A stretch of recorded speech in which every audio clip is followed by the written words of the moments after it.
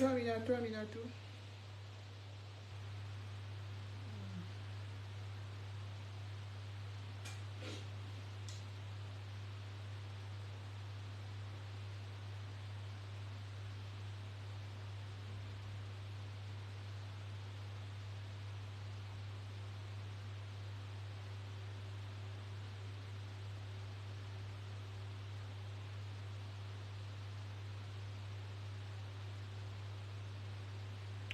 Bonsoir Linares FL, bonsoir.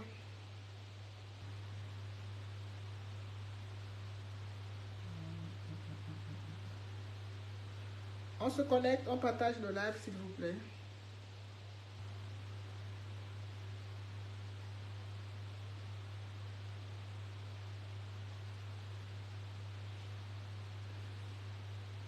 Bonsoir Thierry. On partage le live s'il vous plaît.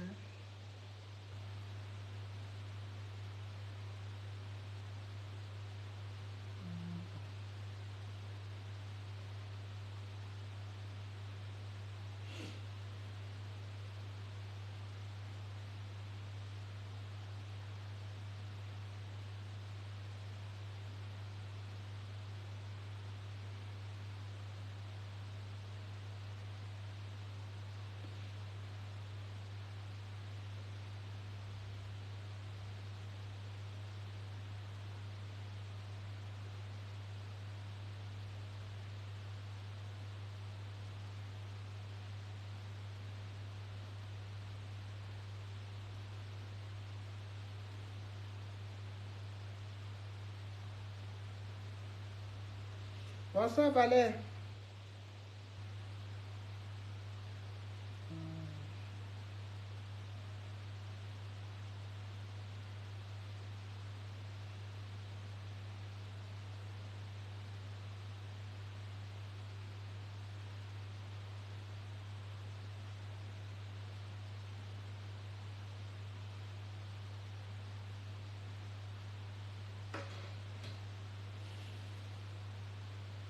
Bonsoir Annie, bonsoir à tous.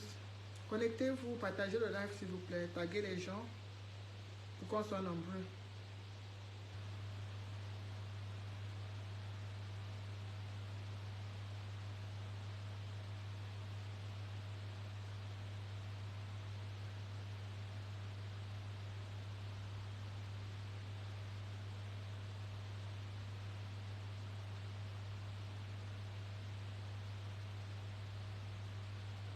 Je partage d'abord le live dans les groupes avant toute chose parce que vu que la page est tellement restreinte, il faut un maximum de partage pour avoir 2-3 personnes. Donc je partage d'abord, vous allez souffrir que je partage d'abord comme ça pour qu'on soit un peu plus nombreux et après on va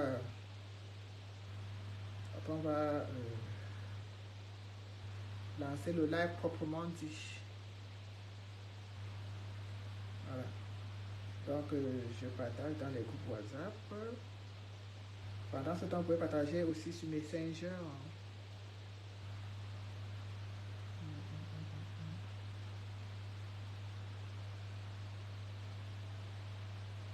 Voilà. Bonsoir, Karika de l'amour. Bonsoir à tous. Bonsoir à toutes les grâces. Bonsoir à ceux qui viennent de nous retrouver. Bonsoir, bonsoir.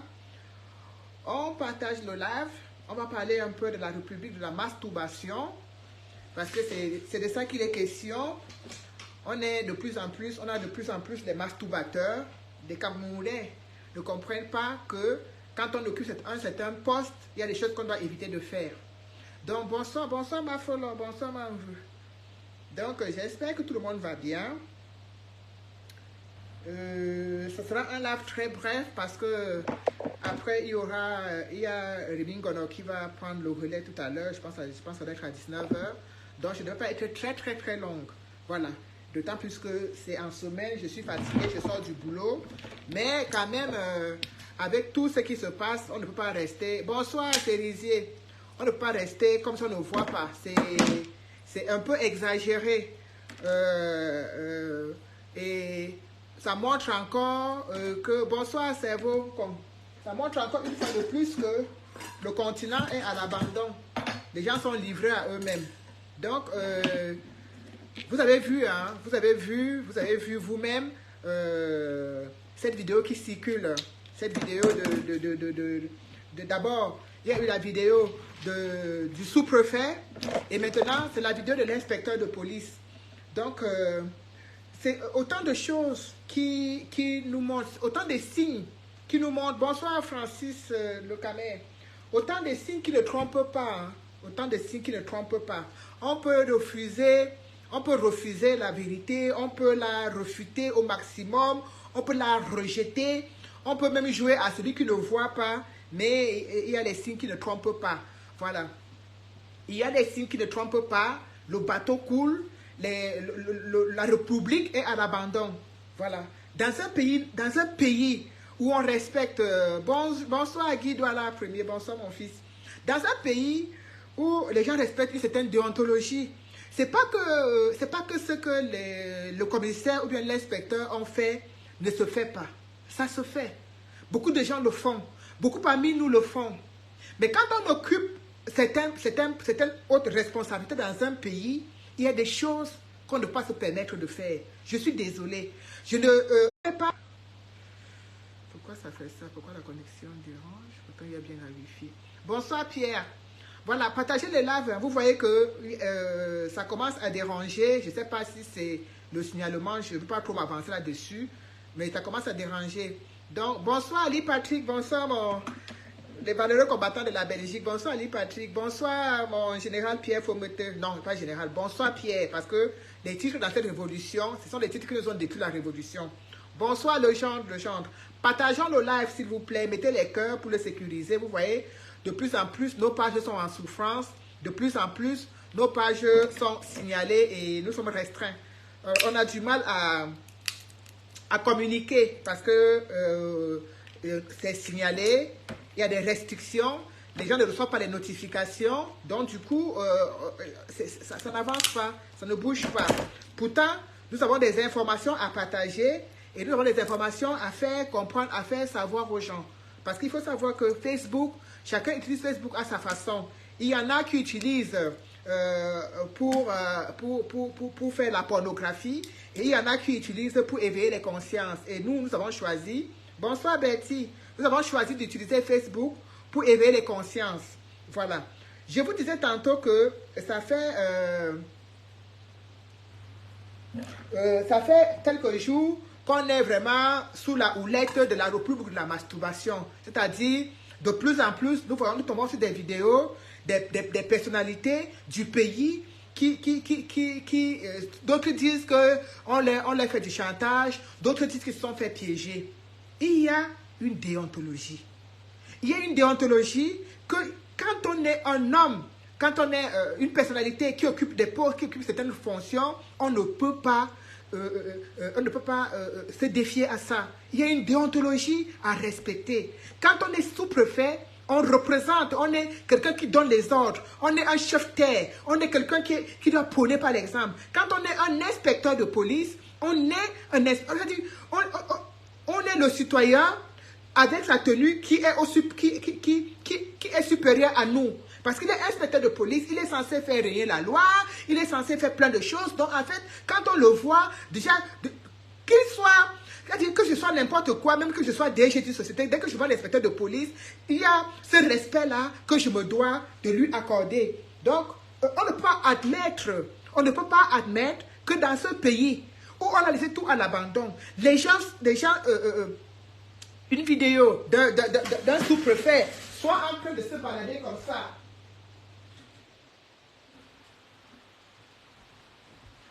On ne peut pas tolérer ça. On ne peut pas tolérer que la vidéo d'un sous-préfet soit en train de se balader comme ça et puis le bon monsieur nous dit que, le bon monsieur lui fait le post pour dire qu'on est en train de lui faire le chantage et patati patata. Mais mon père, mon frère, quand tu prends le temps d'enlever les vêtements sur toi, dans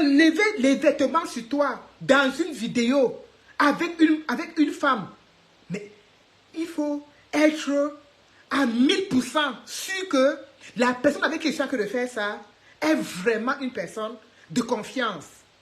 Et même, il y a certaines choses qu'on ne peut plus se permettre de faire quand on occupe certains postes de responsabilité. Parce qu'aujourd'hui, le dehors est risqué. Il y a des panthères, il y a des gens qui sont prêts à tout pour avoir de l'argent. Donc on ne peut plus se permettre de se déshabiller devant n'importe qui, devant n'importe quelle caméra. C'est très risqué.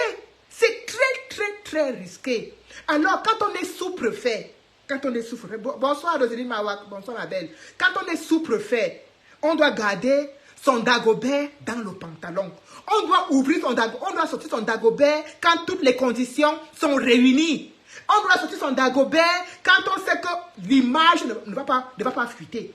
On ne peut pas sortir un dagobert comme ça dans une vidéo. On ne voit pas le visage de la fille. On ne voit pas le visage de la fille. On ne voit que le visage du sous-préfet. Voilà les gens qui nous dirigent. Voilà les gens qui sont censés nous donner des instructions. Bonsoir Nadine, bonsoir Omo. Je n'étais pas vu à la fête, hein, mon homonyme, vraiment. Je n'étais pas vu alors que je comptais sur toi pour prendre un champagne. Et c'est la raison pour laquelle un monsieur est venu me donner un numéro de téléphone. Parce qu'il a vu que je n'avais pas de champagne, m'en veut. Je t'attendais, Omo, pour venir m'offrir une bouteille de champagne. Tu n'es pas venu, vraiment, ce n'est pas cool. Bonsoir Ariel Roche, bonsoir Sunshine. Partagez le live s'il vous plaît. Vous savez, ma page a des restrictions, Maniakaba Bobé. Donc, en ce moment-ci, il faut seulement partager pour qu'on puisse être deux. Donc, il faut qu'on partage au maximum. On va devenir à nos chefs. Donc, en fait, quand on est une personnalité, on est un sous-préfet. Dans un pays normal, dans un pays où on respecte le peuple, dans un pays où on respecte sa tenue, on sait qu'en tant que sous-préfet, on ne peut pas se permettre de tomber dans de tels pièges. On ne peut pas sortir d'Agobert n'importe où. On ne peut pas sortir... Nadine, il ne fallait pas me dire que tu es là-bas, ma chérie. Si tu es là-bas, ne rentre pas sans ma ceinture Louis Vuitton, hein, ou bien ma ceinture. Ne rentre pas bras ballants, m'en veux. Si tu es là-bas, rentre qu'avec un conteneur de provisions, ma chérie. Ah. On dit que c'est là-bas qu'il y a les affaires, ma chérie. On dit que c'est là-bas que les affaires se tournent. Donc ne rentre pas sans me garder quelque chose dans le sac. On est quelqu'un derrière quelqu'un. Voilà. Donc, quand on occupe certains postes, quand on fait certaines choses, même vous voyez, même certains aujourd'hui, même les petits simples influenceurs. Bonsoir Hilaire, Yanzo. Bonsoir Ismaël. Les simples influenceurs du sous-quartier là, chacun tient à son image. On ne sort pas sans make-up, on ne peut pas au marché n'importe quoi parce qu'on sait que l'image est importante. Donc les gens comme les sous-préfets sont les premières personnes à savoir l'importance de son image. Il sait que son image ne peut pas se retrouver n'importe où. Il sait qu'il ne peut pas faire n'importe quoi. Il sait qu'il peut pas sortir Bangala n'importe comment, devant n'importe qui. Il sait que la seule personne avec qui il peut faire ce genre de vidéo là, c'est sa propre femme avec qui il a mis l'alliance au doigt. Comme ça, si un jour, cette vidéo même se retrouve dehors, il sait où aller demander. C'est comme ça que ça se passe. On ne peut pas chercher n'importe quelle panthère dehors et nous se livrer à de tels actes. À visage, c'est-à-dire, il n'y a même pas moyen de le confondre. C'est-à-dire que quand tu vois, tu dis que ça c'est mon père ici, ça c'est mon oncle. Elle dit, non, c'est parce que, en fait, les Camerounais, les autorités camerounaises savent qu'ils n'ont peur de rien.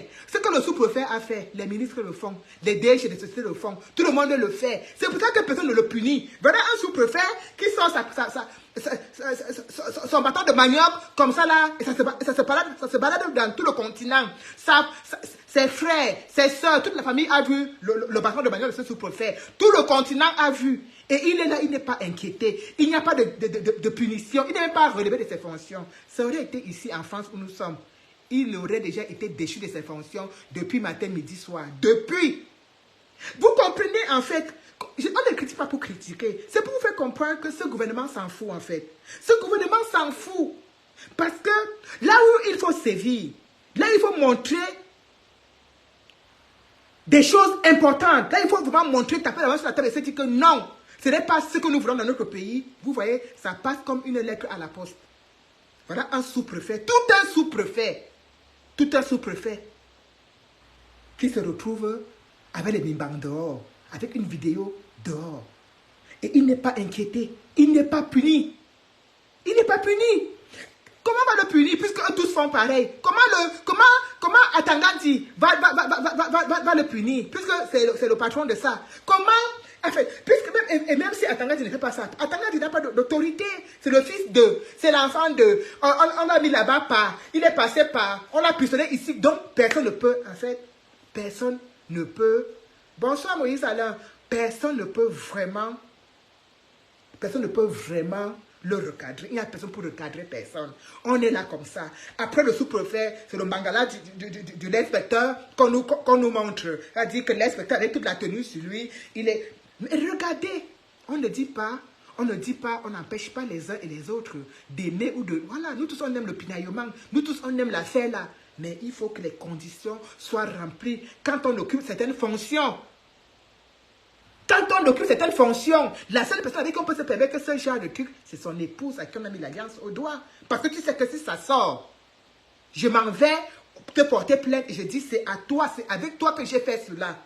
C'est dans le téléphone de mon épouse, donc c'est en sécurité. C'est dans le téléphone de mon époux, donc c'est censé être en sécurité. Donc, une fois que ça se retrouve dehors, tu sais exactement d'où c'est parti. Comment des gens qui sont censés être des exemples, des modèles. Regardez à quoi ils sont livrés. Et vous derrière me dites, non, VDK, non, faut pas. Non, ce n'est pas un jugement. C'est qu'il faut une déontologie. Quand on occupe certaines fonctions, il y a des choses qu'on ne peut pas se permettre de faire. Ce sous-préfet doit démissionner. On doit l'enlever. Il n'a pas capacité à être un sous-préfet. Non. Ce n'est pas possible. On ne peut pas laisser de tels... On ne peut pas, on ne peut pas, on ne peut pas.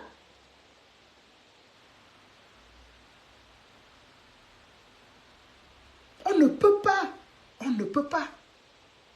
Quand moi je sais aujourd'hui qu'il y a des choses que je ne peux pas me permettre de faire parce que si ça tombe entre les mains des Sardinats, ils ne vont pas me louper. Donc je sais qu'il y a des choses que même si c'est comment, je ne peux pas. Parce qu'en fait, quelqu'un peut venir te montrer un visage d'agneau alors que c'est un loup, alors qu'il a été piégé. Et à la moindre occasion, il récupère tes images, il est ventile.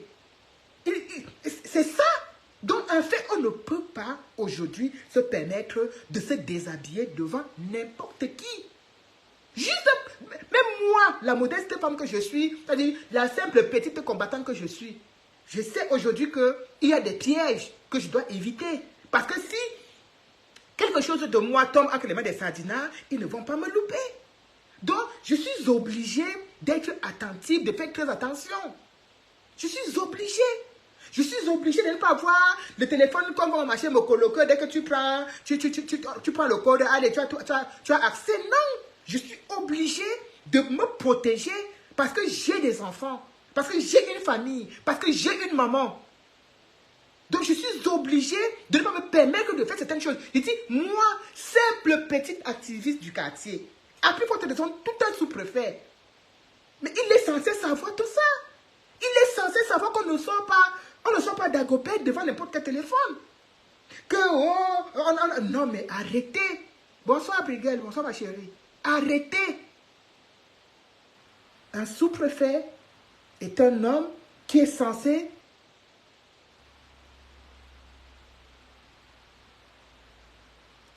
être un exemple, un modèle.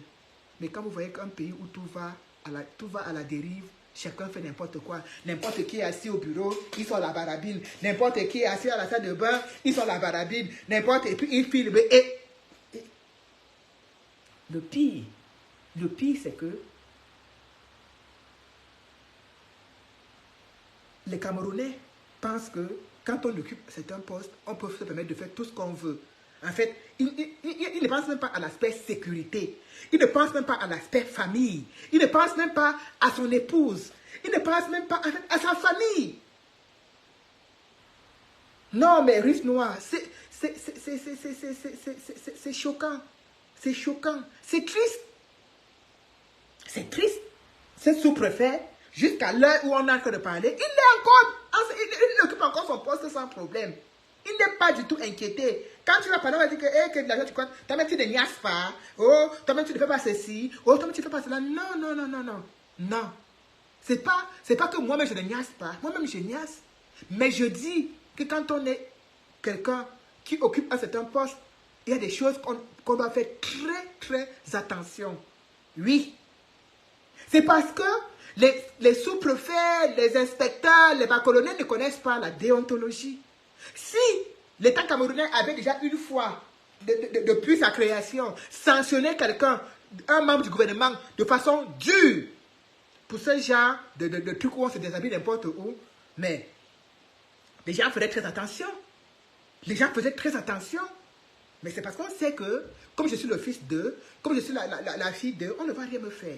Et c'est comme ça que les gens se permettent de faire n'importe quoi sans être du tout inquiétés. Si ça avait été une réunion politique du MSC, tu aurais entendu, tout le monde serait sorti. Si ça avait été les gens qui sont en train de manifester dans la rue, tout le monde serait sorti. Vous avez vu dernièrement le monsieur, le mari de Mondomo, qui a filmé, qui a obligé son épouse et son amant à niasse devant la famille. Il était en train de filmer. Quand j'ai décrié ceci, j'ai dit non. Même si tu attrapes ton épouse en flagrant délit d'adultère sur ton lit conjugal, c'est qui est la pire des choses. C'est qui est la chose que je ne souhaite à aucun homme. Parce que Mondomo, quoi qu'on dise, c'est une pourriture. Ce n'est pas un exemple de femme, ce n'est pas un modèle de femme pour notre société.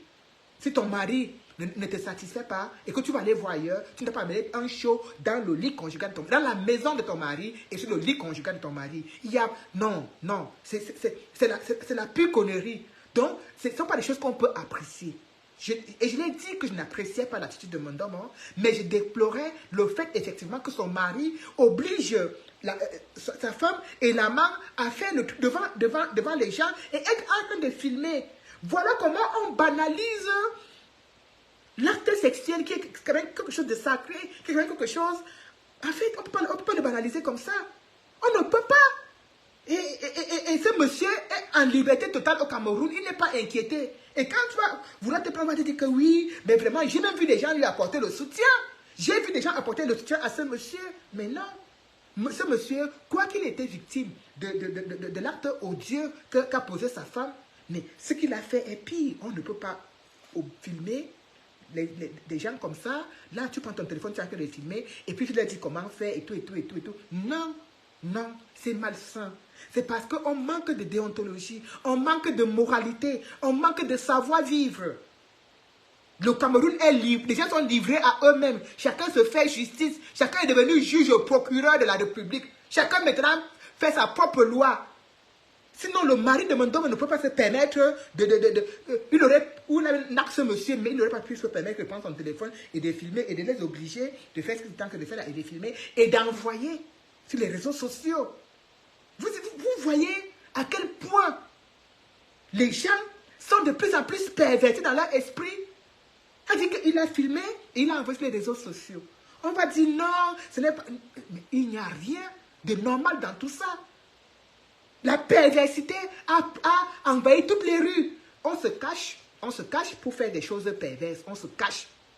Donc, il est inadmissible. Bonsoir, Kamel Kodia. Il est inadmissible qu'on soit en train de filmer que... Non. Noya, le mal est plus que profond. J'ai dit ce pays est en train de couler. Parce que quand tu vois les actes qui sont posés tous les jours, tu te demandes que, mais attends, est-ce qu'il y a un capitaine dans ce bateau? Est-ce qu'il y a quelqu'un qui est là pour nous contrôler? Ou alors, les gens du gouvernement sont seulement là pour contrôler quand il y a une réunion du MSC quelque part. Ce n'est pas possible qu'on laisse de telles exactions se passer sans toutefois... Non. Le ministre de la Condition féminine, mais tout est... Mais c'est quoi ce pays où tout est à l'abandon? C'est quoi ce pays où chacun est libre de faire ce qu'il veut pourvu qu'il porte un certain nom d'une certaine ethnie? C'est quoi? Et c'est avec ça que vous nous dites qu'en 2025, lors des prochaines échéances politiques, vous pensez, vous imaginez qu'on peut encore reconduire ces mêmes personnes. Bonsoir Nadine Chou, bonsoir Bombo, bonsoir Bombo à moi, bonsoir Maman Elise. Vous imaginez qu'on peut encore reconduire ces mêmes personnes, ces gens qui sont pervertis, c'est-à-dire, les mots même, je ne connais même pas quel mot je peux utiliser pour les qualifier. Je ne connais pas. Quand on fait des choses, quand on prend des gens pour les mettre à des postes, C'est parce qu'on se dit que ces gens ont quand même une certaine moralité. Quel est ce pays où on vole, on braque, on fait tout, on fait les masturbations et tout, et les sextapes en mondo-vision sans être inquiétés? Quel est ce pays où il y a des groupes WhatsApp où les jeunes filles sont en train de racketter les clients sans être inquiétés? Bonsoir Mirabelle Christine. Quel est ce pays où les gens peuvent faire tout ce qu'ils veulent? Dans les pays, ici en Occident, les pays, on est en train d'interdire les TikTok, les bâtisses partout, on supprime les bêtises. Parce que c'est en train de... Ça pervertit la jeunesse. Au Cameroun, vous allez sur TikTok, c'est l'endroit où toutes les femmes camerounaises sont le peu pour tourner les fesses. Si tu vois 5 vidéos TikTok, 10 vidéos TikTok des camerounaises, ce n'est que là où tout le monde se retourne pour montrer comment il a le plus gros popotin, comment il s'est balancé les fesses. Non. Non. Ce n'est pas possible. Ce n'est pas possible. Bonsoir Tessie, bonsoir ma belle. Non, ce n'est pas possible. On a l'impression, ce n'est même pas qu'on a l'impression, le pays est à l'abandon en fait. C'est-à-dire que chaque ministre arrange sa place pour bien voler. Tout le monde, chacun ne pense qu'à lui. Chacun voit comment il va faire pour voler au maximum, pour mettre de côté, pour mettre à l'abri. Le moment venu, il part avec. Bonsoir maman Chaki, bonsoir la maman des Amazones. Sinon, comment expliquer? Comment expliquer cette impunité? Les gens font tout ce qu'ils veulent sans être punis. Mais si tu prononces le mot MSC, c'est là où ils sortent. C'est là où tu vas voir comment on va te montrer comment on applique la loi. C'est là où tu vas voir comment sont les décrets. C'est là où tu vas voir comment sont les communiqués. Bonsoir Roger Foucault. Dès que tu parles de la politique, dès que tu t'exprimes au nom du MSC, alors là, le continent se réveille. Regardez. Bankolo. Grégoire Owona, tout un ministre, quand vous dites qu'ils ont l'immunité, on ne peut pas les punir. C'est-à-dire qu'ils ont l'immunité, on ne peut rien les faire. Bonsoir Aurèle, on ne peut rien les faire. Regardez Grégoire Owona, le monsieur est resté chez lui, il a construit sa maison aux frais du contribuable, avec notre argent, il a construit sa maison, son grand château. Il a vu que il ne peut pas manger les poissons congelés qu'on vend partout dans les poissonneries là au Cameroun. Lui, il ne mange pas ça. Il a dit que pour lui, il faut qu'il élève lui-même ses poissons. Il a choisi un endroit, il a créé son petit lac. Lui, tout un ministre. Tout un ministre. Il a créé son petit lac. Il a commencé à faire son élevage de poissons. Ah oui. Il fait son élevage de poissons au calme. Il élève son poisson. Il mange que du frais. C'est-à-dire qu'il va pêcher là. Et il faut savoir que Grégoire ne mangeait pas ça seul. Hein. Avec ses autres amis ministres, avec ses autres amis, je suis les fils d'eux. C'est là où ils partent pêcher leurs poissons pour manger. Et c'est comme ça, un matin, pas de mesures de sécurité, avec beaucoup de pluie, ça a lâché. Ça engloutit des Camerounais. Ça engloutit au moins 160 Camerounais. Sont morts. Grégoire Owona a quand même eu le courage et le toupet de mettre ses condoléances sur sa page Facebook. Vous avez vu quel ministre dénonçait Grégoire Owona? Vous avez vu quel sardinat dénonçait Grégoire Owona? C'est pour vous dire que ces gens s'en foutent royalement de vos vies.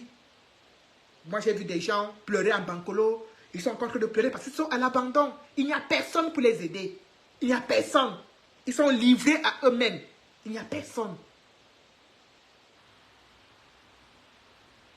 C'est quelqu'un qui a créé cela. Cet éboulement est l'œuvre du ministre Grégoire Owona. Mais est-ce que vous avez entendu que le ministre Grégoire Owona a été convoqué pour se faire entendre? Est-ce que vous avez entendu que le ministre Grégoire Owona a été convoqué pour donner des explications? Est-ce que vous avez entendu que les experts sont allés regarder pour comprendre effectivement la cause de cet éboulement? Vous avez entendu ça quelque part? Non.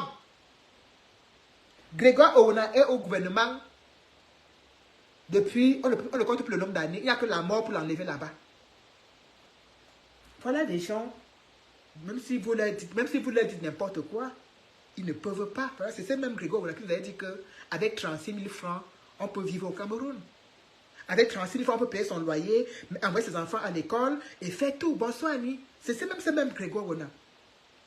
Mais regardez donc.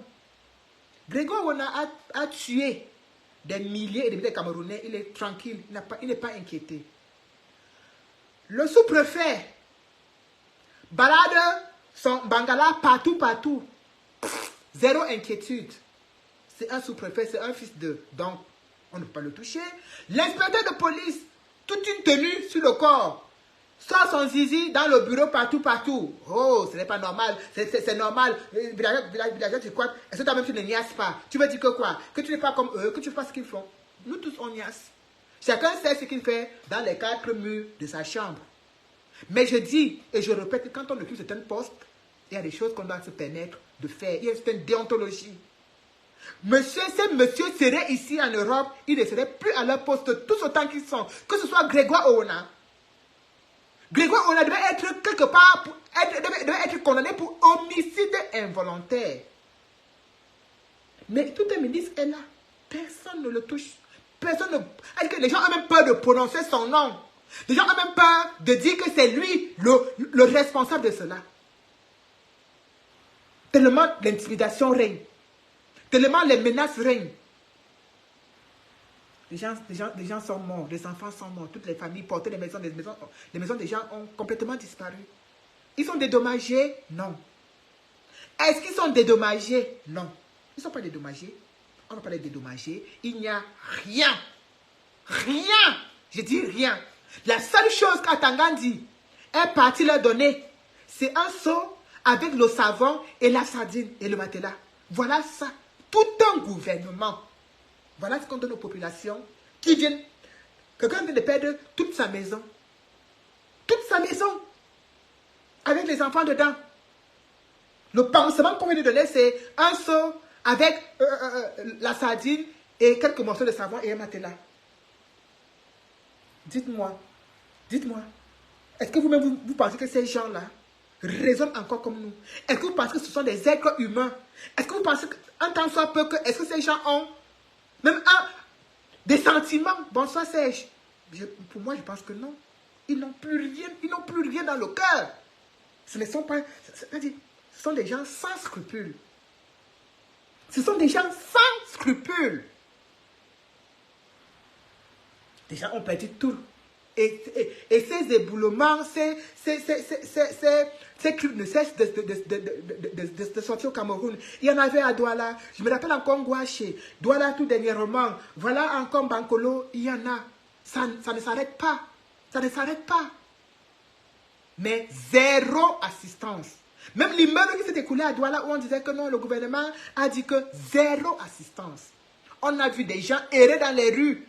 On a vu des gens errer dans les rues à Douala parce qu'ils manquaient où rester. On a vu tout dernièrement Keres Fosso aller en Bankolo avec quelques sacs de riz pour distribuer aux sinistrés. Regardez vous-même l'état de la vie de nos compatriotes. Vous vous dites que ces gens qui nous gouvernent là, ce sont encore des gens. Ce sont encore des êtres humains. Ce sont encore des papas et des mamans. Est-ce que faire la politique, ça veut dire qu'on n'a plus de cœur, on n'a plus de moralité, on n'est plus des êtres humains? Pourquoi dans les pays où nous sommes ici, ou même dans les pays où ils sont venus apprendre cette politique qui viennent appliquer en Afrique là, pourquoi c'est différent? Pourquoi un homme politique ici, dès qu'il exhibe son zizi dans une step, on enlève de ses fonctions? C'est ici que ces gens se venaient apprendre la politique. Mais pourquoi quand ils arrivent au Cameroun, en Afrique, ils appliquent ça différemment? Hein? Pourquoi la politique qu'ils ont appris ici, ils sont venus faire les grandes écoles de politique ici en Europe? Mais pourquoi quand ils arrivent en Afrique, ils appliquent ça différemment? Hein? Parce qu'ils ont, un peuple laxiste. Parce qu'on ne fonctionne pas l'intimidation. Vous pensez que ce que les gens font en Afrique, les cesses, machin là et tout, pensez qu'ici au Cameroun, ici en Europe, on ne fait pas. Non. C'est qu'il y a des gens ici que même si tu as dit qu'à moins que tu ne lui mettes le truc là sur la tête, il ne peut pas sortir son zizi devant un téléphone. Parce qu'il sait que moi, en tant qu'inspecteur de police, moi, en tant que sous-préfet, moi, en tant que préfet, il y a des choses que je ne peux pas faire. Il y a une déontologie que je dois respecter. Ils le savent, donc ils ne peuvent pas se permettre. Mais en Afrique, chacun vient. Ici en Europe, on dit que quand il y a un immeuble comme ça qui s'est écoulé, déjà, on nous oblige à avoir l'assurance habitation ici. L'assurance est obligatoire. Elle dit, même la voiture, il faut assurer. Quand tu n'assures pas, c'est des problèmes, peut-être qu'on te poursuit partout.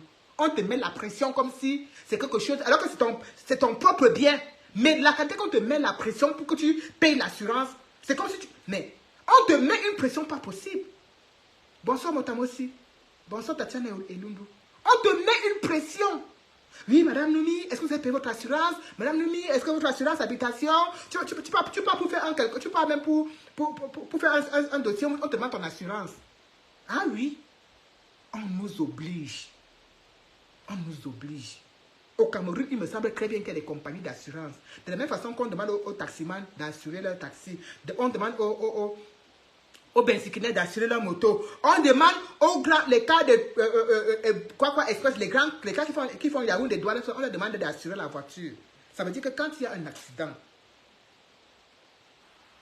les compagnies d'assurance doivent dédommager les victimes. Ah oui, ah oui. Quand un cas, comme vous voyez tous les cas que vous voyez tous les jours, les cas tombent sur la route de l'Ouest là. Mais les garanties express doivent dédommager. Doivent les dédommager. Mais ce n'est pas appliqué. Pourtant, c'est ici en Europe que tous nos dirigeants sont venus apprendre ça. C'est ici en Europe qu'ils sont venus apprendre ça. Mais arrivé chez nous, on n'applique pas. On n'applique pas. Même quand tu as ta propre maison, il y a un incendie chez toi, on te dédommage parce que tu as payé l'assurance. L'assurance couvre. Mais ici, chez nous, c'est-à-dire, on vous oblige à payer des choses, on oblige un taximan à payer l'assurance, on oblige un moto-taximan à payer. Mais quand il y a l'accident, il n'y a plus personne pour couvrir. Les gens ont les pieds coupés à doigts là. Les gens sont morts sur la moto. Alors que, logiquement, la famille devrait les poursuivre. Ah oui.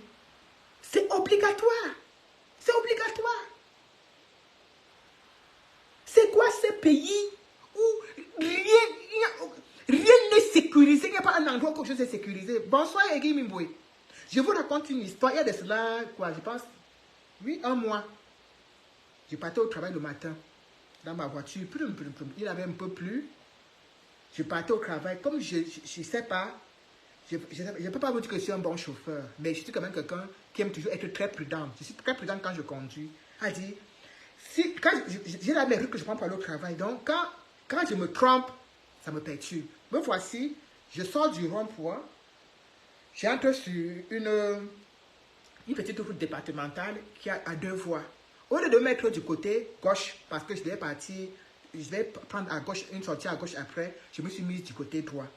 Et j'avance, et j'avance, et j'avance, et j'avance. Et je me rends compte que je me suis mise du mauvais côté. Maintenant, il faut que je fasse tout et pour tout. Je mette mon clignotant pour me mettre à gauche, parce que je dois sortir à gauche. Je ne sais pas ce qui s'est passé. C'est-à-dire que ce n'est que ma voiture qui connaît l'autre voiture qui m'a réveillé. Je n'étais pas au téléphone. C'est-à-dire, je ne sais pas. Je ne sais pas. Il n'y a pas le téléphone à l'oreille pour dire que j'étais en train de parler au téléphone à l'oreille, ou bien que non. C'est seulement boum. Je ne somnolais pas. Il était 8h30 du matin. La première chose, c'est-à-dire que quand la dame que j'ai cognée, elle s'est garée, je me suis garée.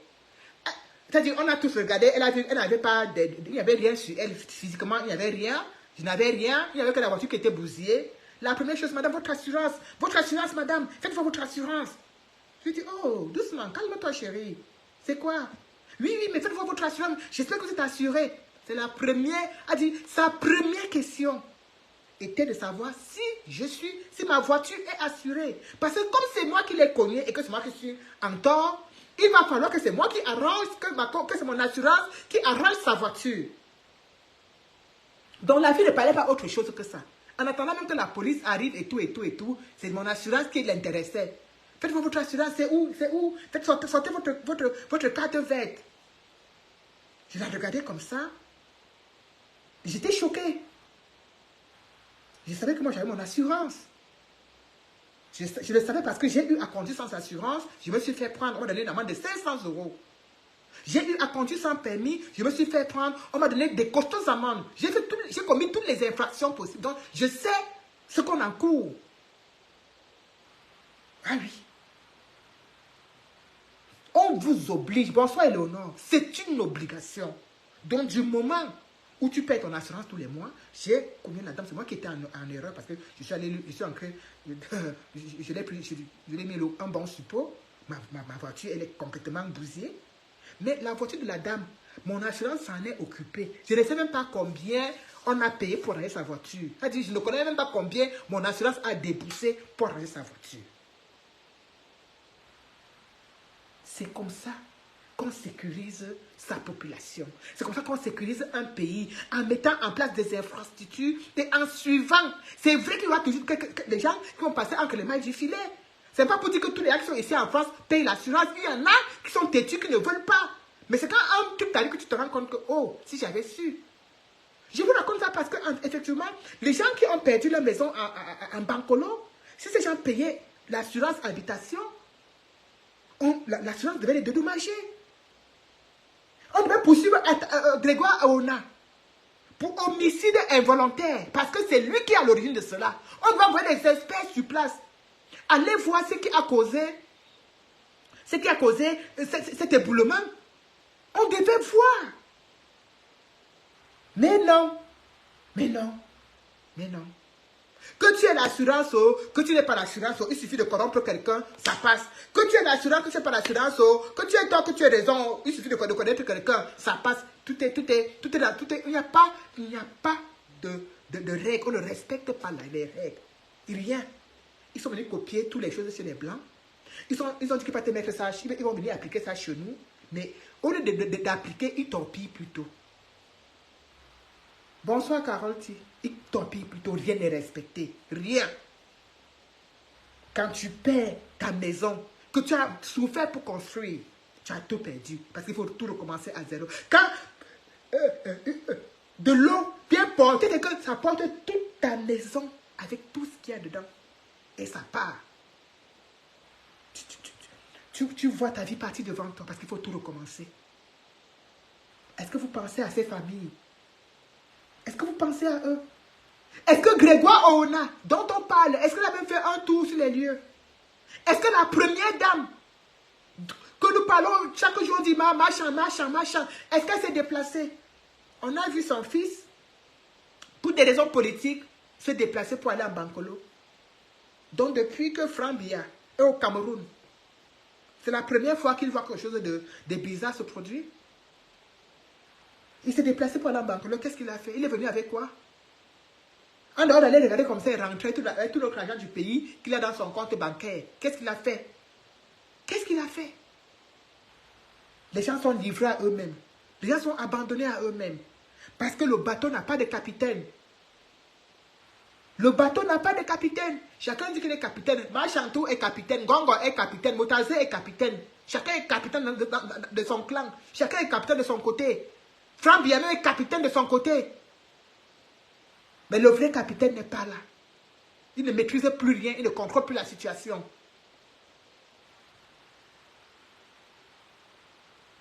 Bonsoir, Port de l'Ouest. Mais c'est ça que dit Port de l'Ouest, que dans un pays normal, ce sous-préfet ne serait plus à son poste. Ne serait plus à son poste. J'ai dit, parfois, nous, on a la chance. On peut dire tout ce qu'on veut, vous pouvez dire tout ce que vous voulez. Mais j'ai dit, on a la chance d'être allé voir une autre façon de faire, une autre façon de vivre ailleurs. C'est pas que ici, là, c'est les meilleurs, mais ça fait différemment. Même quand on pose certains actes, on réfléchit un peu. Oui, quand on pose certains actes, on réfléchit un peu. Il y a des endroits ici où les sous-préfets partent. Quand ça dit que les endroits là que le sous-préfet part là-bas, hein, quand il arrive, on fouille, on te prend tout. Tu ne peux pas le piéger. Ils ont des endroits qu'ils partent faire là, les mélangements, le porte-à-porte, mais tu ne peux pas le piéger. Parce qu'avant d'entrer là-bas, on enlève tout sur vous, tu entres, tu ne peux pas piéger le sous-préfet, tu ne peux piéger aucun ministre. Parce qu'ils entrent tout là-bas étant rien sur eux, tu ne peux pas les piéger. Ils ont des endroits où ils peuvent se mélanger, vous croyez que quoi? Quand on vous dit que M. Macaroni là, il y a avec les hommes, vous croyez que quoi? Ils ont des endroits où ils se mélangent. Mais tu ne peux pas, parce que ce sont des endroits bien fermés. Que pour entrer là-bas, tu entres comme tu es sorti du ventre de ta mère. Donc pas moyen. C'est-à-dire que tu sais que le monsieur ici, je le connais, c'est le patron de telle société. Mais tu n'as aucune preuve pour dire qu'on était là-bas hier. Puisque vous n'avez rien pour filmer. On protège. On protège. Donc, si le sous-préfet et les inspecteurs veulent aller dans les endroits de pinaillement, de niassement, de mélangement, mais qu'ils aillent dans des endroits appropriés pour cela, ou quand on entre, il y a une sécurité. photo ne sortira jamais parce que si la photo met son nez dehors, la structure va être poursuivie. Parce qu'il y a un respect de la vie privée. Quand on occupe certains postes, il y a une déontologie qu'on doit respecter. Il y a un devoir vis-à-vis. Mais quand ce sous-préfet va arriver, ici chez nous, c'est les sous-préfectures, je ne sais pas si ça là-bas aussi, au pays, c'est la sous-préfecture. Quand il va arriver, il va regarder les gens comment. Il va regarder ses collègues de service comment. Il va regarder la population comment. Quand on va venir l'interpeller, mais c'est le sous-préfet, il y a quelque chose ici, il va parler à la population comment. Et il est là, vous le laissez là. Vous continuez à le laisser là. Parce qu'effectivement, il n'y a personne qui contrôle la situation. Il n'y a personne. Quand vous voyez des gens comme les Atangans qui sortent pour vous dire que le Moulinex est monté, le Moulinex est descendu. Voilà quelqu'un qu'il faut mouliner. Voilà quelqu'un qu'il faut mettre dans le... Non. Il ne sortira que quand il va s'agir du MRC. Il ne sortira que quand il va s'agir des gens qui militent et qui se battent même pour la bonne cause. C'est là où il va le voir sortir. Je vous dis ça pour vous dire que il n'y a plus de secret de polichinelle pour qui que ce soit. Non, non, il n'y a pas de secret. Il n'y a pas de secret. Les choses sont en train d'avancer. 2025 est en train de se positionner. Et comme 2025 est en train de se positionner, sachez que pendant que vous êtes au quartier en train de dire que oh, c'est en 2025 là qu'ils vont voir. Oh, si. Ils sont en train de dire qu'on va leur montrer qu'on ne peut pas nous bouger n'importe comment. On va leur montrer que nous, c'est la tribu du pouvoir. On va leur montrer que nous, on est nés pour gouverner. On est nés pour être président à vie. Et c'est pourquoi aussi, si on ne fait pas attention, après Biya, ce sera Biya.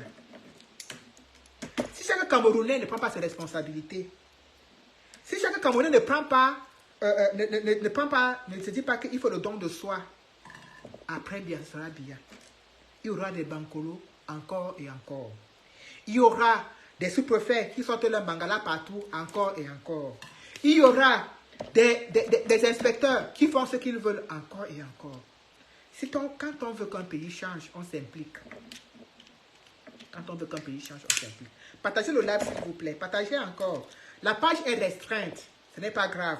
C'est parce que la page est restreinte qu'on ne doit pas partager. Il faut partager au maximum. Partager, partager, partager. Même quand la page est restreinte, on partage, on tag ceux qui ne sont pas là pour qu'ils viennent nous retrouver. On les tag, on écrit leur nom et ils viennent nous retrouver. C'est comme ça qu'il faut faire. Vous savez, nous on a affaire à des rouleaux compresseurs. Nous sommes des petites mains. Mais eux, ce sont des rouleaux compresseurs. Donc ils savent comment faire pour nous détruire, pour nous intimider, pour nous empêcher de nous exprimer. Et si on se laisse faire, il n'y aura plus personne. Regardez comment les laves diminuent de plus en plus sur la toile. Regardez comment ça diminue. C'est pas que les gens n'ont pas la volonté de faire les laves. Hein. Non, on a la volonté. On a la volonté. Mais il n'y a pas moyen. Tu allumes la caméra comme ça, tu partages 500 fois. Il y a 2 personnes. Parce qu'il y a des restrictions. Tu écris seulement un petit truc comme ça, tu fais l'erreur. On te met les restrictions. Oui. Et pour combattre cela, pourquoi quand on met les restrictions sur les influenceurs, ils continuent à avoir du monde? Parce que les gens qui sont sur leur page partagent au maximum pour ne pas laisser justement Facebook gagner. Mais vous ne connaissez pas ça. Vous êtes là, vous êtes bien conscient que ce qu'on dit là est pertinent et très important. Mais votre doigt, prendre votre petit doigt, appuyer et partager, c'est comme si on vous demandait de partir au Cameroun à pied et de revenir à pied. Alors que ça ne vous coûte absolument rien. Ça ne vous coûte rien. Il faut que vous ayez cet esprit-là de partager. Parce qu'on va entrer dans une phase de communication très très importante si on veut être présent vraiment en 2025. La communication est une arme très importante. Donc si on veut être présent en 2025, il va falloir que vous changiez vos méthodes. Bonsoir Koft. J'ai dit que si on veut être présent en 2025, il va falloir qu'on change les méthodes. Que vous changez vos méthodes. Que vous sachiez que quand on entre dans un live, on partage au moins le même live 40 fois.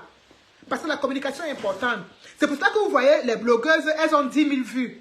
Parce que là, elles ont préparé leurs followers à partager au maximum Parce que c'est important. Comme ça arrive, tu laisses comme ça, l'information qui n'a aucune importance vient entrer dans ton inbox. Qui n'a aucune valeur.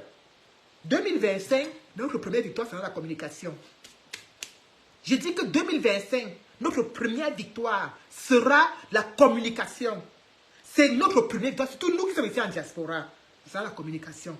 Si on ne communique pas, on est foutu. C'est notre première victoire. Donc il va falloir qu'on fasse très attention. Il va falloir qu'on soit là, que si on est non-name, on est dans les lives, les combattants pour partager, qu'on partage au maximum. Bonsoir, maman Agnès. Qu'on partage au maximum. Parce que c'est important. Les Sardinats payent les gens pour partager les lives. Non, on n'a pas l'argent pour payer. Donc on ne peut compter que sur vous. Je dis que 2025, notre première arme de combat, ça sera la communication. Il va falloir que vous et nous, que vous soyez là pour nous épauler. Il va falloir que vous soyez là pour partager les lives au maximum. Parce que nous sommes en train de vivre quelque chose de très, très, très difficile. Vous savez, quand on t'attache la bouche, on te demande de parler. C'est ça qu'on vit actuellement sur Facebook. C'est-à-dire que tu as une page qui a plus de 26 000 abonnés, mais tu n'arrives pas parce qu'on bloque. On bloque. Donc, à vous également, qui êtes sur les pages, qui êtes sur nos pages, de savoir que notre seule arme, c'est la communication. C'est la communication. On doit communiquer au maximum. Je profite du fait que nous sommes là pour vous dire... J'avais prévu faire un live particulier pour ça, mais comme je vois que j'ai encore au moins 45 minutes, je vais en profiter pour faire une petite introduction. Nous avons vu samedi dernier 21, la soirée caritative qui était organisée en l'honneur des prisonniers politiques. Ces prisonniers, ces gens qui sont encore en prison aujourd'hui, parce qu'ils se sont exprimés, ils dénonçaient le vol qui se passe au pays, le vol des gens comme les Grégoire Oona, le vol des gens comme les Franck Billard, le vol des gens comme les Ngongo. C'est parce que ces jeunes personnes dénonçaient cela, ces hommes et ces femmes qui sont embastillés. Une soirée caritative a été organisée à cet effet. Il y a eu beaucoup de Camerounais de la diaspora, surtout de la diaspora parisienne. Nous étions nombreux. Bonsoir, ainsi Cynthia. Nous étions nombreux. J'ai décrié quelque chose. J'ai décrié. J'ai eu mal. J'ai eu mal parce que je suis quelqu'un de très sensible. Je suis quelqu'un de très sensible. Je suis quelqu'un, je sais jusqu'à quel niveau j'ai porté la cause des prisonniers politiques. Je sais la bataille que j'ai faite. Je sais l'investissement personnel que j'ai fait pour les prisonniers politiques. Je sais. Je sais combien de fois j'ai mouillé le maillot. Je sais, je ne peux pas compter les inbox des gens dans lesquels je suis entré pour les prisonniers politiques. Et je ne suis pas la seule. Beaucoup de personnes ici en diaspora ont porté cette cause des prisonniers politiques. Que ce soit de façon financière, que ce soit de façon en faisant des lives, en faisant des dénonciations, nous étions nombreux. Mais j'ai ressenti une fracture. J'ai ressenti une absence, même pas une absence, des absences. J'ai ressenti un manque. Et ça qu'on parle de cohésion, je l'ai ressenti. La salle de 800 personnes qui a été louée, on aurait pu la faire exploser si nous étions restés, si on avait gardé nos valeurs. C'est-à-dire que malgré la colère, si on avait su surpasser nos colères, si on avait su surpasser certaines de nos divergences, si on avait su surpasser certaines de nos mésententes, on aurait pu faire, c'est-à-dire cette salle, la foule qui devait avoir à l'intérieur, elle devait être le Mamipi. On ne devait pas être à 800, on devait être à 1500, peut-être à 2000 Camerounais. J'ai donc été triste parce que on a l'impression que les 800 Camerounais qui étaient dans cette salle sont les 800 Camerounais qui portent la cause des prisonniers politiques en diaspora. Non, alors que nous sommes nombreux. Alors que nous avons été plus, avec des milliers de Camerounais à porter cette cause au début. Et je ne comprends pas comment, à un moment aussi important, on n'a toujours pas réussi à mettre de côté la divergence et à tenir compte de la priorité. On n'a pas réussi. C'est-à-dire, les gens ont dit que non, mon ego ne me permet pas d'aller à cette soirée. Parce que Bonsoir Balas. Bonsoir mon frère Dindé. Parce que je n'entends pas avec X, parce que je m'entends pas avec Y. Pourtant, les prisonniers politiques pour lesquels on partait à cette soirée ne sont pas avec nous ici. Hein. Ils sont au Cameroun. Ils ont autant besoin de moi qu'ils ont besoin de celui avec qui je ne parle pas. Ils ont besoin de nous. Ils ne cherchent même pas à savoir si X ne parle pas à Y ou si Z ne parle pas à V. Ils ont besoin de nous, ces prisonniers politiques. Mais on n'a pas eu la capacité à sursoir nos égaux et se dire, j'y vais pour eux. Pourtant, ça fait 4 ans qu'on se bat pour eux. Ça fait 4 ans qu'on est dans les rues pour dire, wow, les prisonniers, wow, ceci, wow, libérez-les. On a fait les marches, on a tout organisé, on est allé à tel endroit, on est allé à l'ONU, on est allé à tel, on est pas allé où pour ces prisonniers. Et le jour maintenant, il faut, un jour particulier, on a décidé que non, on peut se retrouver nous tous pour encore les survivre. Beaucoup étaient absents. Beaucoup étaient absents. Beaucoup étaient absents parce qu'ils ont ne me perturbe pas, Balas.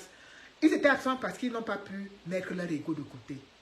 Ils étaient absents parce qu'ils n'ont pas compris qu'on ne peut pas tous toujours être d'accord sur tout. Mais que parfois, même quand on n'est pas d'accord, comme a dit Wilfried et Kanga, on peut se tromper, mais il suffit de se déplacer, de venir se rendre compte par soi-même que non, je ne me suis pas trompé. Effectivement, ceux-là avaient raison et de le reconnaître. Ceux qui ont pris l'initiative d'organiser cette soirée politique, cette soirée caritative pour les prisonniers politiques, avaient raison. C'était important. Ça avait sa place. Ça avait sa place. La soirée caritative avait sa place. Il fallait, on aurait même dû y penser plus tard, plus tôt. On aurait dû y penser plus tôt. On aurait peut-être même pu la faire, peut-être 2 ans après, peut-être 2 ans après. On aurait peut-être pu encore le refaire cette année, comme ça, avec la 2e édition. Oui, il y a des gens qui sont en prison qui souffrent. Il y a des gens qui sont en prison qui ont besoin qu'on les épaule. Il y a des gens qui sont en prison qui ont besoin qu'on les accompagne. Vous ne pouvez pas laisser vos aigreurs, vos égos, vos petites personnes tout détruire. Comment moi, quand je regarde un combattant aujourd'hui qui a dit non, je ne vais pas à cette soirée parce que c'est telle personne qui organise, parce que comment je le regarde? Je le regarde avec beaucoup de dédain parce que je me dis non. Il faut savoir porter une cause et y aller jusqu'au bout. Et savoir même se battre pour cette cause. J'ai eu cette grande... Parce que je me dis, si nous tous on avait été... Je ne vais pas citer les noms des gens. Si nous tous on était là, on aurait été plus nombreux. Et la fête allait être encore plus belle. Oui. Il y avait 800 personnes dans la salle. Vous pensez que je les connaissais toutes les 800 personnes? Vous pensez que je parlais avec toutes les 800 personnes qui étaient dans la salle? Il y a des gens que je ne voulais même pas voir. Il y a des gens que je ne voulais même pas croiser. Mais ils étaient là. Ils n'étaient pas là pour moi. Non. Ils étaient là parce que aussi ils portent la cause des prisonniers politiques exactement comme moi. Donc ils venaient pour les prisonniers, ils ne venaient pas pour Bédéka, ils ne venaient pas pour Abdelaziz, ils ne venaient pas pour Ali Tchoko. Non, ils ne venaient pas pour Justine Loukam. Ils venaient pour les prisonniers qui sont au Cameroun, qui ont besoin. Les gens ne peuvent pas rester ici en France et penser. En fait, je ne sais pas. Penser que comme ils sont en France, peut-être, je sais pas, on est ici, on est libre, mes amis, on est libre. On parle librement, on circule librement, même quand on est victime d'un petit racisme quelque part, on a la capacité de prendre son téléphone et dire, comment je peux prendre mon téléphone, j'allume mon téléphone et dire, oui, je m'appelle Nadine, ceci, j'ai pris mon train hier pour aller à tel endroit, et dans ce train, j'ai été victime de ceci, je le dis, et les gens vont me soutenir. On est quand même, malgré tout, on est quand même libre. Aller à la soirée pour les prisonniers politiques n'était pas appartenir au MSC. Non. Non. Ça n'avait rien à voir avec l'appartenance au parti politique. On partait parce qu'il y a des innocents en prison. Parce qu'il y a des gens qui n'ont pas leur place en prison et qu'il fallait leur rendre hommage. Alors tu ne peux pas porter la cause des prisonniers et ne pas leur rendre hommage. Bonsoir Marcelo. En plus je pensais à toi Marcelo. Je pensais à toi mon frère. Je pensais à toi. Je pense à toi depuis ce samedi là, je pense à toi. Nous les Camerounais, On a un sacré problème, c'est la reconnaissance. C'est la reconnaissance. On a du mal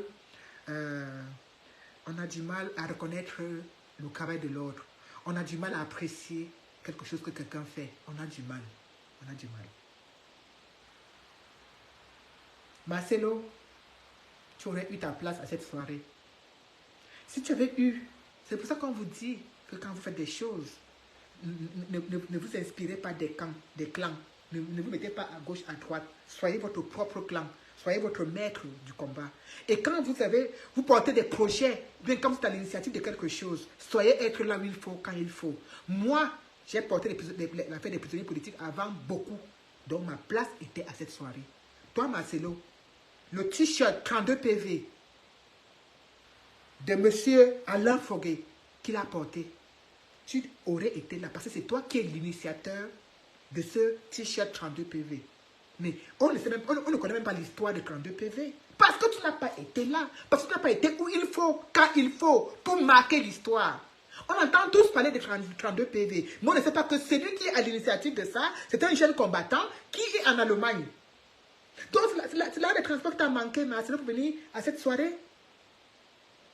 Vous ne pouvez pas, c'est là où le mécanisme nous dépasse. Vous ne pouvez pas être l'initiateur de quelque chose et rester, ou alors il fallait qu'on t'envoie, peut-être l'avion pour venir te prendre. Non, mon frère, sachez marquer de votre présence quand c'est nécessaire, quand c'est important.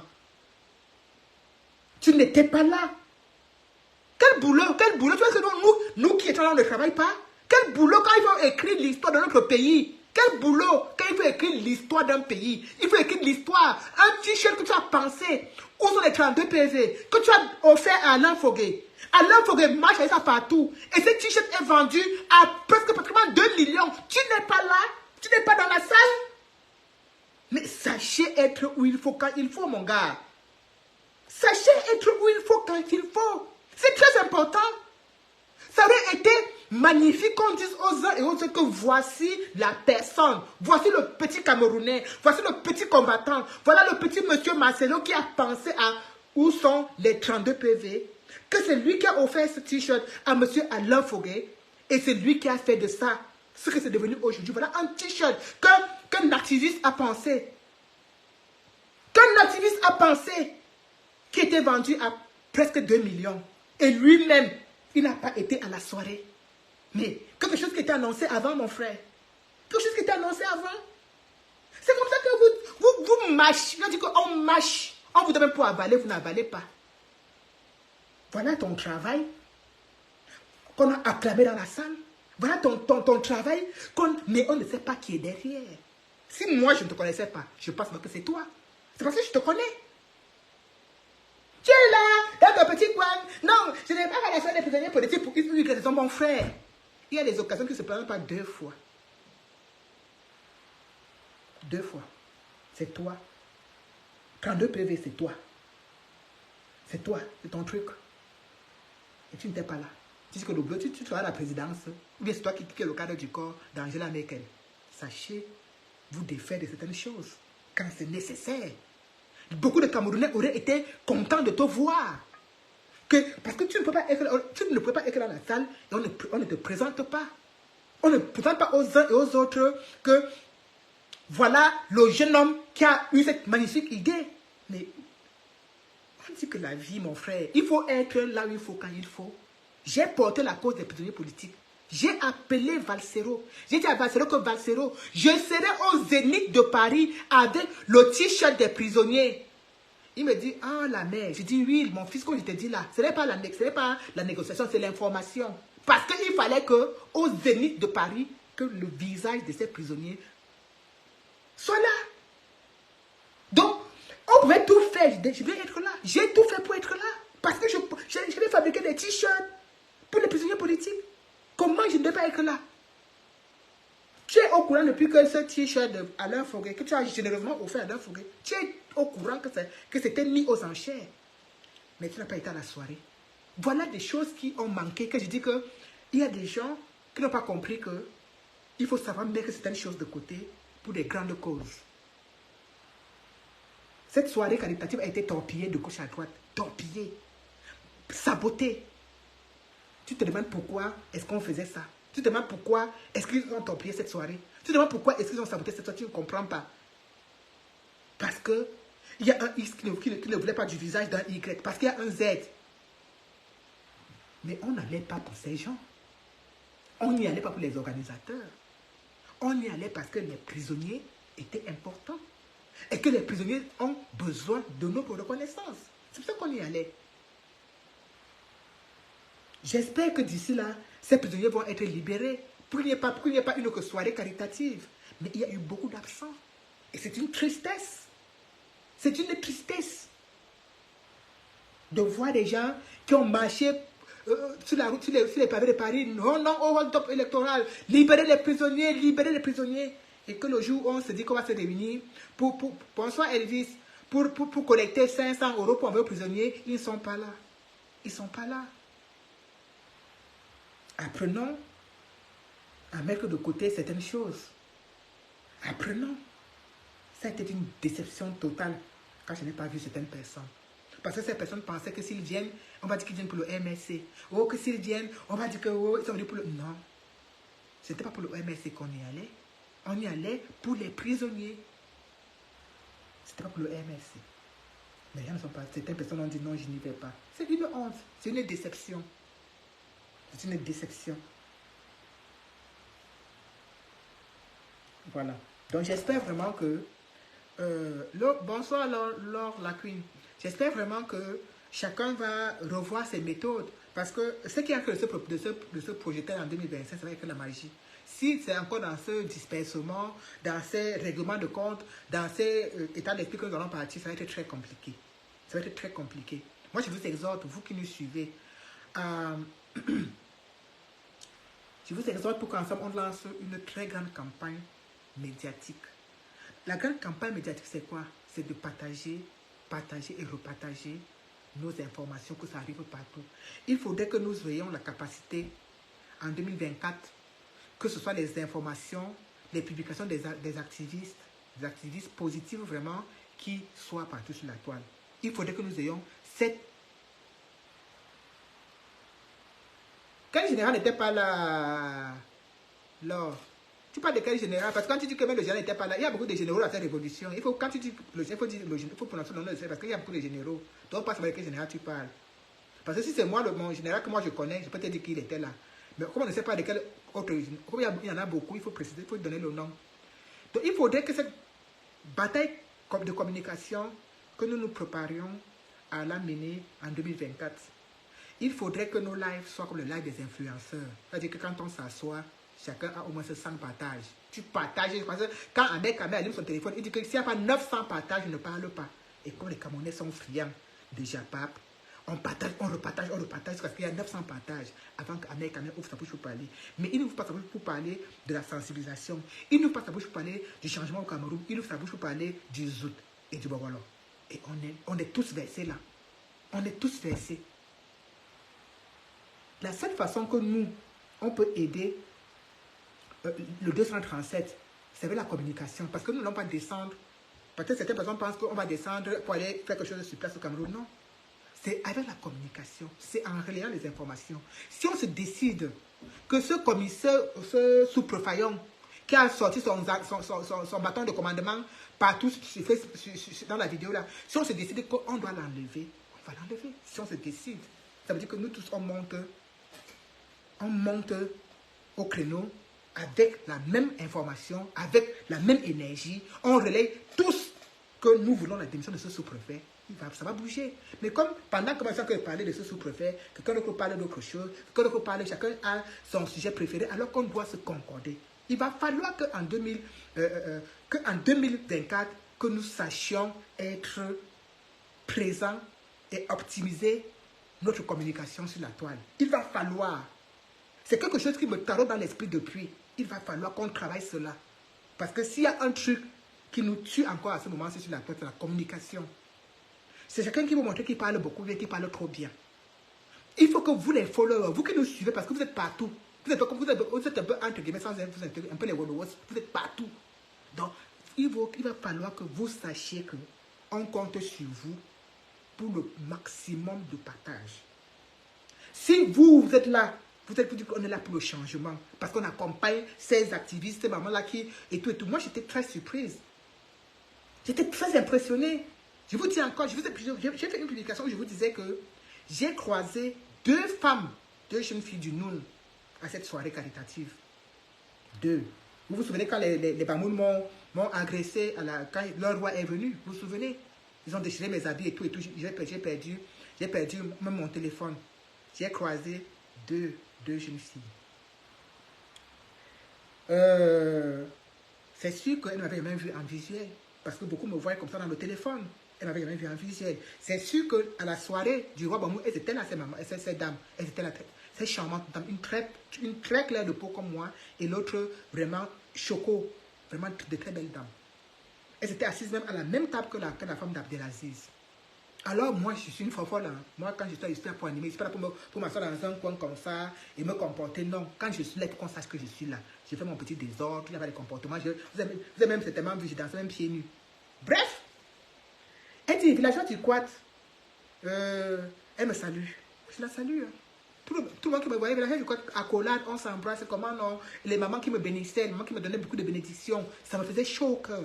Ça me faisait très très chaud quand je vois les mamans dire, oui ma fille, vraiment je suis très contente de te voir. Ne laissez pas le combat. On compte sur vous ma fille, ne laissez pas. Ça me motive encore un peu parce que ma propre mère à moi, tous les jours, ce qu'elle laisse la faire là.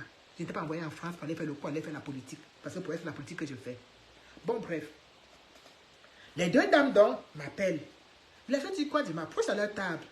Elle me prend dans ses bras. Elle me dit, je suis désolée. Je dis, hey, tu es désolée de quoi, ma chérie? Elle me dit, tu sais, l'agression des Bamoun, vraiment, je suis désolée. Elle me serre, elle me fait des bisous. Elle avait envie d'effacer. Je pense qu'elle voulait effacer tout ce que ces gars m'ont fait. Elle dit l'agression et tout. Elle me serre, elle me dit, oh, vraiment, désolée, ma grande, désolée. Elle me fait les bisous. Mais j'étais choquée. Ces 2 filles sont tellement excusées. J'étais choquée. Parce que peut-être quand j'avais été agressée par rapport à leur roi, peut-être qu'à l'époque, elle était peut-être contente. Elle se disait, ah bien, elle voulait montrer que, voilà. Mais elle l'a vu. J'étais à la soirée caritative pour les prisonniers. Et elles étaient aussi à cette même soirée. Donc ça veut dire qu'elles aussi, elles partagent la cause des prisonniers. Oui. Cynthia. J'ai bien dit entre guillemets, parce que vous êtes partout. C'est dans ce sens-là que je dis. Oh. Pardon. Donc,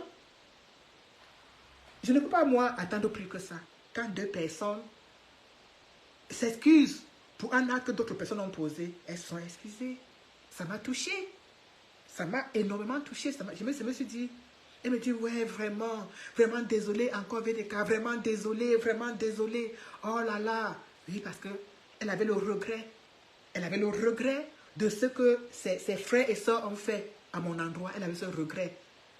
Elle culpabilisait. Alors regardez, c'est pour vous dire que parfois ici sur Facebook, on reçoit des injures, on reçoit beaucoup de mépris, mais dans la réalité, ce qu'on fait est important. Beaucoup de personnes n'ont pas le courage de le faire parce qu'ils ont encore besoin de garder leur privilège, de monter, descendre, aller au pays. Du moment où on s'affiche là, on ne peut plus. C'est quand même un prix énorme. Et quand tu te déplaces pour aller à une soirée des prisonniers politiques comme celle à laquelle nous étions là, c'est important. Parce que ça fait partie de notre combat. La liberté, le respect de la démocratie, la liberté des uns et des autres. Si on se bat pour la liberté d'expression. Donc, ça fait partie de notre... Il y avait la place des activistes.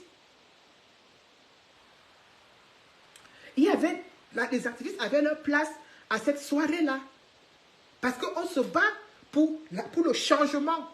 Autant que le parti politique se bat pour le changement, autant nous, en tant qu'activistes, on se bat pour le changement. Donc, on avait notre place à cette soirée. On avait notre place. Et aujourd'hui, nous voici au mois d'octobre.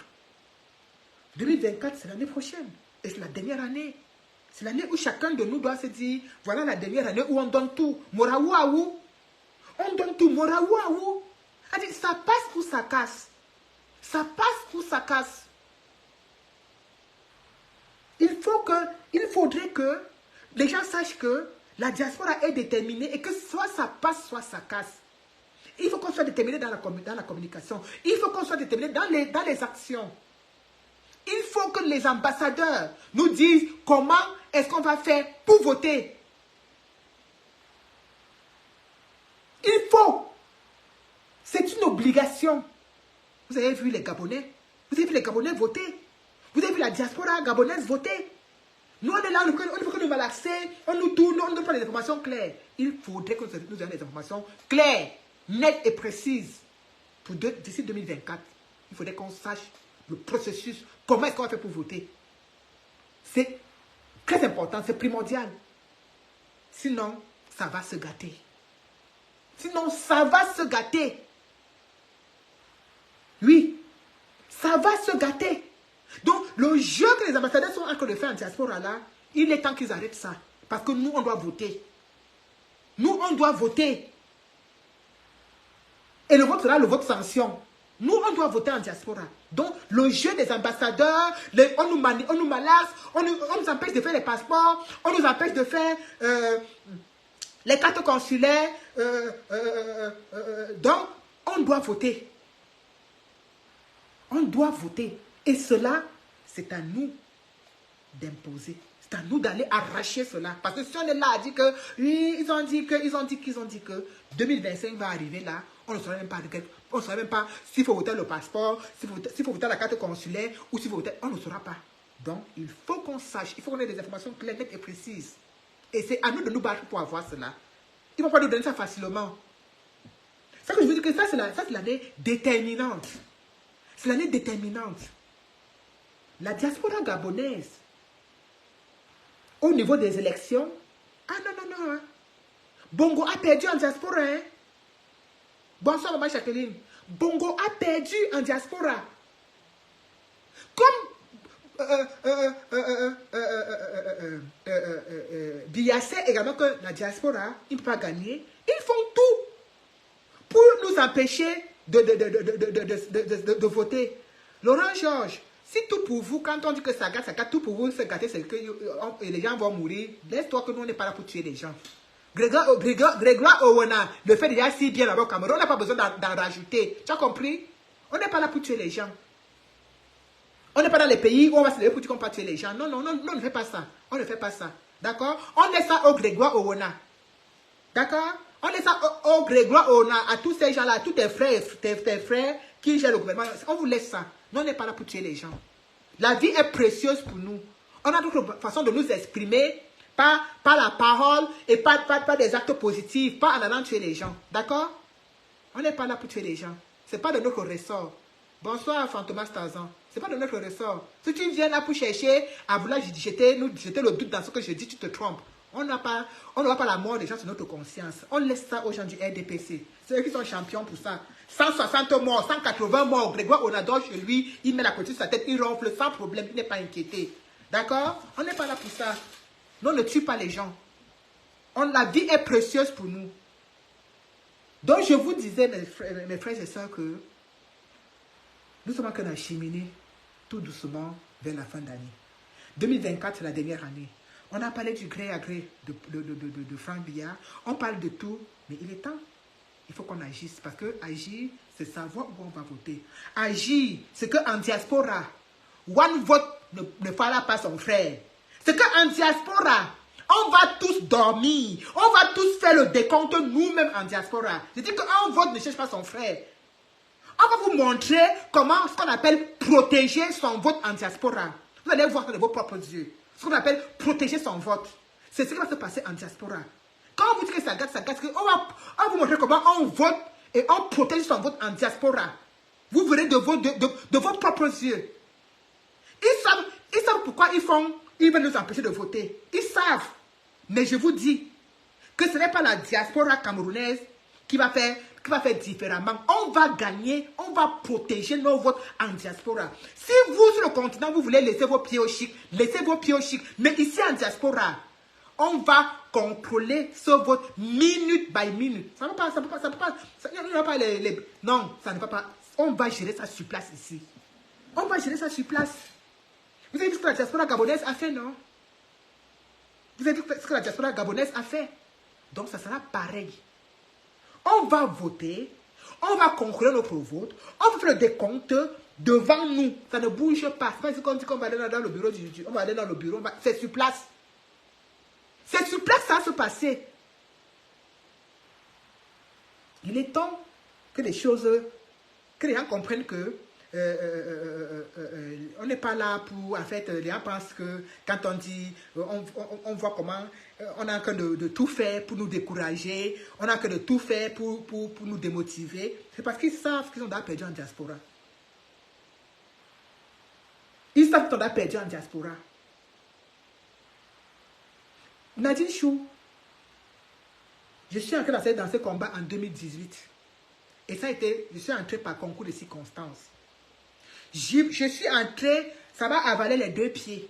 Je sais ce que j'ai perdu. Je sais ce que ça m'a coûté. Ma seule récompense, ce n'est pas un poste. Je vous le dis tous les jours là, que je n'attends pas un poste. Donc, je n'ai pas besoin de faire les bisous, de faire la lèche à qui que ce soit, parce qu'il faudra qu'on me nomme demain, je n'attends aucun poste. J'ai dit que si je meurs en terre ici en France. Mais ma seule récompense sera que pour ce pourquoi je me suis battu, qu'il y ait un résultat. Qu'il y ait un résultat. Ce sera ça ma seule récompense. Elle dit que ce pourquoi je me suis battu, bonsoir Amélie Mado Keraro, que ce pourquoi je me suis battu depuis 2018, qu'il y ait une récompense. Et la seule récompense qu'on pourra avoir, c'est de participer à ces élections et de la gagner. Et que ici en diaspora, il faudra que les gens du continent sachent que nous, ici en diaspora, notre vote sera protégé. Notre vote sera surveillé. Notre vote sera passé au pays fin. Il n'y aura pas moyen. On va compter ça ensemble. On va dépouiller ça ensemble. Donc, il n'y aura pas moyen. Si vous voyez comment, si vous demandez à n'importe qui en diaspora, on va vous dire que personne ne sait pas comment il va voter parce qu'ils savent justement qu'ils sont en train de tout faire. De tout faire pour ne pas nous donner les vraies informations. Mais je vous dis, on aura les vraies informations d'ici peu. On aura les vraies informations parce que nous irons à eux. Nous irons à eux. Ils ont intérêt à nous donner des informations, nous dire avec quoi est-ce qu'on va voter et comment est-ce qu'on va voter en diaspora. Il ne faudrait pas qu'on nous laisse comme ça. Après, tu viens avec le passeport, on dit que non, le passeport ne vote pas. Tu viens avec la carte consulaire, on te dit que non, il fallait plutôt le passeport. Ils vont nous donner une information claire, nette et précise. Et il faudrait même que les ambassadeurs sortent un communiqué officiel pour informer la diaspora que pour les futures élections de 2025, pour voter, point, 2 points, il faut être en possession de tels documents. Il nous met ça en communiqué officiel. On dispatche ça partout. Comme ça, chacun Camerounais sait comment il va faire pour aller voter. C'est aussi clair que de l'eau de roche. Et ça, nous allons nous investir à ce que cela puisse se faire. Oui. Nous allons nous investir à ce que cela puisse se faire. Pour que ces ambassadeurs, ces gens qui sont là qui cachent des informations, qui donnent des informations, qu'ils fassent un communiqué. Là où ils disent que chers frères et sœurs de la diaspora, les futures élections de 2025 qui approchent, pour voter, pour s'exprimer dans les urnes, il faudrait que tu sois détenteur d'une carte consulaire, soit d'un passeport, ou soit de ceci. Il faudrait que nous ayons des informations claires, nettes et précises. On en a besoin. Le donchiki joue nos cerveaux là, c'est fini. Il faut que d'ici 2024, qu'on sache déjà sur quel pied on va danser. Parce qu'après, quand passer l'étape de si j'ai ma carte consulaire, est-ce que je peux voter avec? Même si j'ai mon passeport en cours de validité, je sais que je peux voter avec. Là, le temps, c'est que voilà la première phase. La première phase est bon. J'ai déjà mon document pour voter. La deuxième phase, c'est maintenant, quand je vote, qu'est-ce que je fais? Est-ce que je vais tout simplement voter et puis je rentre chez moi dormir pour attendre que c'est ma mailleure nous tripouille les votes? Non. Je vote, je reste sur place. On va faire le sitting là. Tout va se passer là. On dépouille là. On dit, Paul Biya, tel nombre de voix. Opposition, par exemple, tel nombre de voix, telle personne, tel nombre de voix, on donne les informations là. C'est-à-dire que quand je sors de là, c'est que oui, mon vote là que j'ai voté, c'est parti à telle personne, c'est parti à tel endroit, et c'est exactement comme ça que ça va se passer. Ah oui, si ce n'est pas comme ça, on va se gâter tout ça sur place. C'est comme ça que ça va se passer. Et c'est à nous, les activistes, à nous, la société civile, de mettre la pression à ces ambassadeurs pour qu'ils nous donnent des informations exactes. Parce que jusqu'à preuve de contraire, ils sont en train de jouer au chat et à la souris. Et ça, c'est une stratégie pour décourager les Camerounais, pour nous décourager. Oui, parce que ça, nous sommes les rois de la fainéantise. Nous sommes partisans du moindre effort. À dire que dès qu'il y a quelque chose qui se complique un peu, le Camerounais est seulement obligé, quand il sait qu'il a quelque chose qu'il va faire administrativement avec son papier, donc il est obligé d'aller à l'ambassade, passer 3 jours, 4 jours, parce que c'est qu'il est vraiment obligé. Donc, ils font ça pour nous démotiver. Et c'est à nous de leur montrer que non, le tout si, non, on n'est pas nous démotiver. C'est à nous de leur montrer. Donc, je vous dis, d'ici peu, il faudrait que ces gens donnent toutes les informations dont vous avez besoin pour savoir comment nous exprimer dans les urnes. C'est très important. C'est très, très, très important. Donc, n'oubliez pas, comme j'ai dit tantôt, parce que là, je vais m'arrêter bientôt là. Je vous ai dit, n'oubliez pas, 2024, la communication. La communication et la communication sera notre arme de combat. Nous allons nous organiser à une box pour savoir comment communiquer, pour savoir comment rendre nos informations plus percutantes, pour savoir comment faire en sorte que ces informations arrivent où ça doit arriver. Nous allons aussi envahir la terre comme les influenceurs, parce que c'est la guerre. La communication, vous allez sur BFM TV, tous les matins, tous les jours, on te relaie une information 50 fois dans la journée. Tu allumes la télé à 7 h. Oui, ce matin, à Mantes-la-Jolie, il y a eu ceci. Tu allumes à 8 h. Comme je vous disais, sur place, à Mantes-la-Jolie, il y a eu cela. Tu allumes à 13 h. Comme je vous redisais tout à l'heure, notre envoyé spécial, on te donne la même information 50 fois dans la même journée. La communication. C'est-à-dire, nous devons vraiment savoir comment nous en servir pour les futures échéances. Parce que nous ne serons pas sur place au Cameroun. Mais notre rôle, notre devoir est d'informer, de faire en sorte que nos informations arrivent partout, de faire en sorte que tous ces gens qui sont victimes aient une possibilité de s'exprimer, de faire un vote sanction à l'endroit de tous ces gens-là, de Grégoire Ona, des Atangandi, des Ngongo, des Chantou. Il faudrait que cela puisse être possible. Et cela ne va être possible que par notre capacité à communiquer et à relayer nos informations dans tous les forums où c'est nécessaire. Je vais comme ça aussi profiter pour lancer un vibrant appel à tous ceux et celles pour vous dire, nous sommes là comme ça, nous sommes en train de nous préparer, nous sommes en train de chercher des stratégies, nous sommes en train de réfléchir comment faire. Soutenez-nous. Nous avons besoin de votre soutien. Accompagnez-nous dans les projets que nous portons.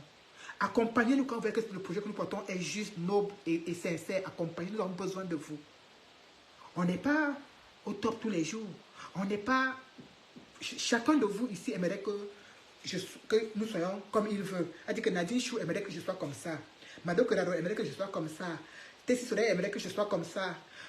Borel aimerait que je sois comme ça. Vous voyez qu'on ne peut pas être une personne et être comme vous tous vous voulez. Vous devez nous accepter comme nous sommes, sauf quand nous allons dans la connerie que vous pouvez nous sanctionner. Mais acceptez, prenez le bon de ce que nous faisons et relayez. Prenez le bon de ce que nous faisons et relayez au maximum. Parce que ce n'est que ça que nous pouvons faire. Relayer. Faire avancer nos informations. Faire en sorte que nos informations arrivent dans les petites oreilles de nos sœurs, de ces personnes qui pensent que tout est perdu, qui n'ont plus d'espoir. Alors qu'on a un pays, on a des Camerounais qui sont remplis d'espoir. Vous n'étiez pas à chanter pour voir l'espoir dans la salle. Vous n'étiez pas à chanter pour voir l'amour des Camerounais. Quand un Camerounais achète un t-shirt à presque 2 millions, c'est pourquoi? C'est parce qu'il croit. C'est parce qu'il sait que ce t-shirt est important. C'est parce qu'il sait que le monsieur qui a mis ce t-shirt sur lui est un homme fort. Est un homme... Il n'y a même pas de paroles pour exprimer. C'est parce qu'ils savent. Sinon, quand tu achètes le pilon à 1 million, c'est quoi? C'est symbolique. C'est symbolique. C'est symbolique. Ça va, chérie? Ça va mieux alors? C'est parce que c'est symbolique. Et on ne peut poser ce genre d'acte que quand on a plein d'amour dans le cœur et quand on sait l'importance de cette lutte que nous menons. Voilà. Donc, c'est sur ces belles paroles positives que je vais vous laisser. Parce que ma fille a déjà faim. C'est ça, non? Elle ouvre les armoires, elle ouvre les frigos. Ça, ce sont les signes de famille. Mais tout le frigo au micro-ondes. 4 minutes. La télé. Donc, Les 3 boules? Non, pas les 3 à la fois, mais une boule. Une boule, une boule. On va faire juste, je pense que... Donc, c'est ça. Donc, franchement, je tenais à vous dire merci. Merci d'avoir été là. Merci d'avoir partagé. N'oubliez pas, nous avons besoin de vous les partages. On partage au maximum et tout, et tout, et tout. On like, on s'abonne. On va faire comme les influenceuses. On like, on s'abonne. On appuie sur on appuie sur le petit bonhomme. C'est le pouce sur ce petit coin. Donc, merci Nadine, merci. J'ai eu au moins 3 homonymes dans mon live aujourd'hui. Merci à tous. Merci Nini. Merci infiniment. À très bientôt. Voilà. Très bonne soirée. On va tous chez Rémi Ngono. Je ne sais pas si la date lancée, mais allons tous chez Rémi. Je pense que ça va être soit à 19h30, soit à 18h. Soit à 19h, soit à 18h30. Donc, on va tous se diriger chez Rémi Ngono, le pape des dossiers noirs. Merci à tous.